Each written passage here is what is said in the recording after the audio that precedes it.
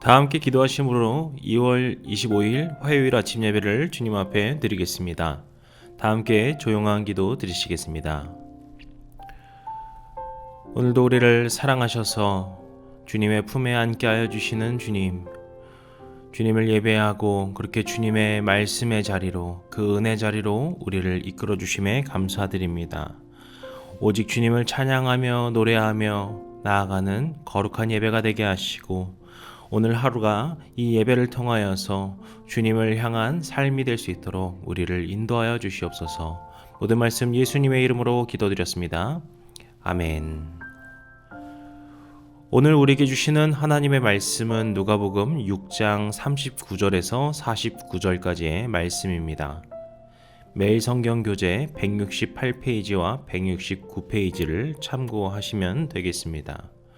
오늘은 비판보다 성찰을, 들음을 넘어 행함을 이라는 제목으로 함께 은혜의 말씀을 나누고자 합니다. 어제 말씀에 이어서 오늘 말씀에도 예수님께서 제자들에게 말씀을 전해 주시는데요. 예수님께서 맹인을 비유로 들어서 이렇게 말씀하십니다. 39절입니다. 또 비유로 말씀하시되 맹인이 맹인을 인도할 수 있느냐? 둘이 다 구덩이에 빠지지 아니하겠느냐? 아멘. 예수님께서는 맹인이 맹인을 인도할 수 없다고 말씀하십니다. 이것은 먼저 우리 모든 인간이 죄인이라는 것을 말해줍니다. 어떤 특별한 사람이 있는 것이 아니라 우리는 모두 허물이 있는 맹인, 죄인이다 라는 것을 말해주는 것이죠. 때문에 우리가 그런 자신을 먼저 알고 성찰하지 않으면서 남을 이끌려고 한다면 결국 함께 잘못된 길로 갈 수밖에 없다라는 것을 경고하는 말씀입니다.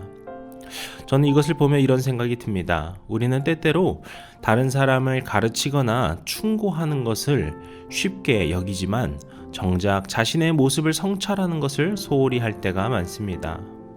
예를 들어 우리가 누군가에게 믿음이 연약하다라고 교회 안에서 이야기를 하면서 정작 나 자신의 믿음을 점검하지 않는다면 그것은 바른 신앙의 모습이 아니겠지요.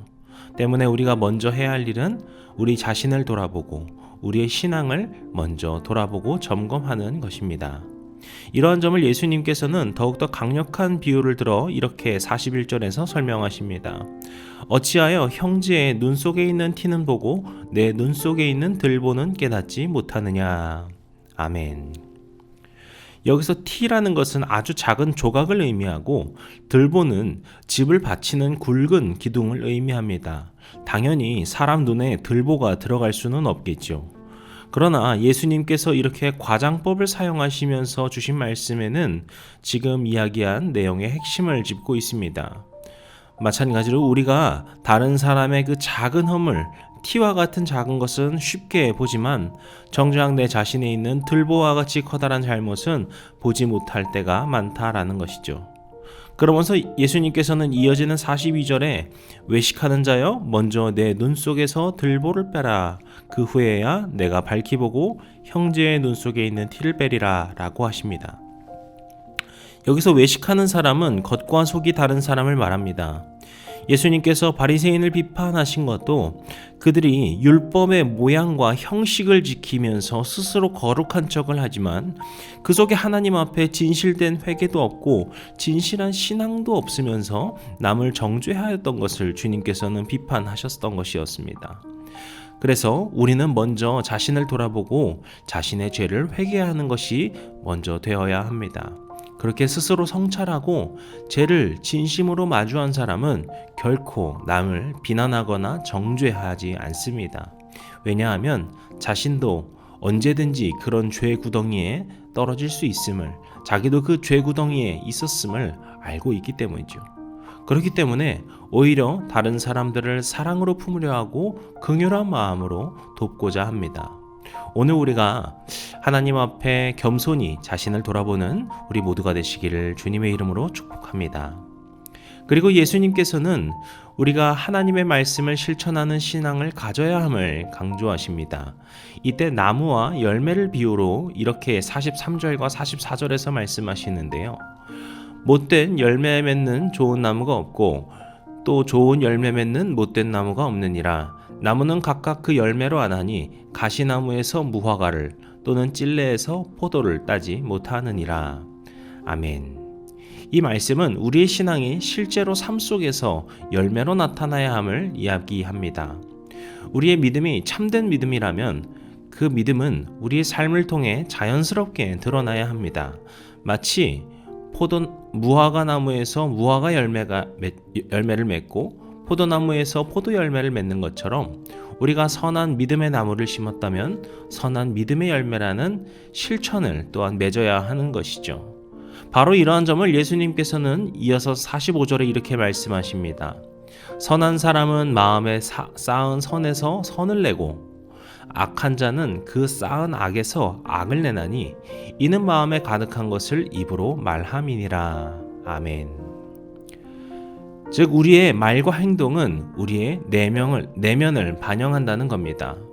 우리의 마음이 하나님으로 채워진 사람이라면 선한 말과 선한 행동이 나오는 것이고 우리 마음이 죄로 가득 차 있다면 악한 말과 악한 행동만이 나온다라는 것이죠.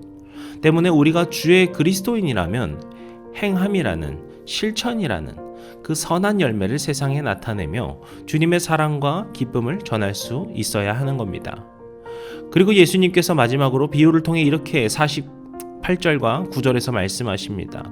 집을 질 때 깊이 파고 주추를 반석 위에 놓은 사람과 같으니 큰 물이 나서 탕류가 그 집에 부딪히되 잘 지었기 때문에 능히 요동하지 못하게 하였거니와 듣고 행하지 아니하는 자는 주추 없이 흙 위에 집 지은 사람과 같으니 탕류가 부딪힘에 집이 곧 무너져 파괴됨이 심하니라 하시니라. 아멘. 이 비유는 말씀을 듣는 것으로만 끝내지 않고 실제로 행하는 사람이 되어야 된다는 것을 다시금 비유로 말씀하시는 겁니다. 말씀을 듣기만 하고 실천하지 않는 사람은 모래 위에 집을 지은 사람과 같아서 홍수가 나면 쉽게 무너집니다. 하지만 튼튼한 반석 위에 집을 지은 사람, 말씀을 실천하며 주님 위에 세운 사람은 홍수와 탕류에도 요동하지 않겠죠. 이처럼 우리의 신앙은 오직 주님의 반석 위에 세워져야 하는 것이죠. 그리고 우리 신앙이 반석 위에 세워진 집처럼 견고하려면 반드시 말씀의 실천의 삶이 필요한 것입니다. 진정한 신앙은 말로만 하는 것이 아니라 삶에서 실천될 때 완성됩니다. 오늘 우리의 삶에도 주님의 말씀을 실천하는 행함이 있는 믿음의 삶으로 그렇게 주님의 반석 위에 거룩하게 세워져가는 주님의 자녀들 되시기를 간절히 축복합니다. 이 시간 함께 기도하시겠습니다.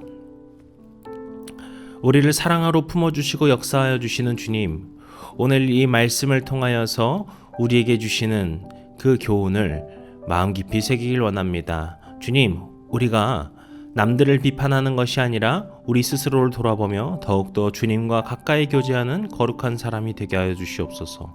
또한 주님의 말씀을 듣는 것에 그치지 않고 그것을 행하고 실천하는 삶으로 살아 주님의 그 선함을 나타내는 거룩한 제자된 삶 살게 하여 주시옵소서. 그렇게 주님만을 예배하는 예배자로 우리를 세워주실 것을 믿사오며 예수님의 이름으로 기도드렸습니다. 아멘. 이 시간 주기도문 함께 드리심으로 오늘 예배를 마치도록 하겠습니다. 하늘에 계신 우리 아버지여, 이름이 거룩히 여김을 받으시오며 나라의 마옵시며 뜻이 하늘에서 이룬 것 같이 땅에서도 이루어지이다. 오늘날 우리에게 일용할 양식을 주옵시고 우리가 우리에게 죄 지은 자를 사하여 준 것 같이 우리의 죄를 사하여 주옵시고 우리를 시험에 들게 하지 마옵시고 다만 악에서 구하옵소서. 나라와 권세와 영광이 아버지께 영원히 있사옵나이다. 아멘.